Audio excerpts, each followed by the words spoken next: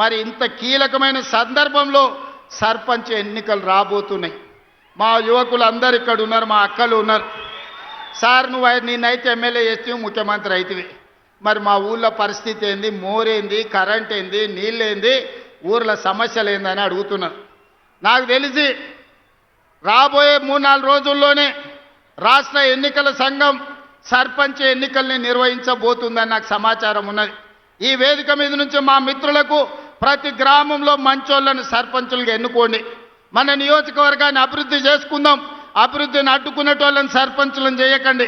అభివృద్ధికి సహకరించి నా దగ్గర వచ్చి కూర్చొని ఏమి కావాలనో అడిగి గ్రామంలో ఇంటింటికి సంక్షేమ పథకాలను అందించడమే కాకుండా ప్రతి గ్రామానికి రోడ్డు ఉండాలి, గుడి ఉండాలి, బడి ఉండాలి, తాగడానికి నీళ్ళ ట్యాంక్ ఉండాలి, ప్రతి పేదవాడికి ఇందిరమ్మ ఇల్లు అందాలి, ప్రతి పేద అక్కకు చెల్లెకు ఈనాడు మనం పెడుతున్న సారే చీర ఆడబిడ్డలకు చేరాలి.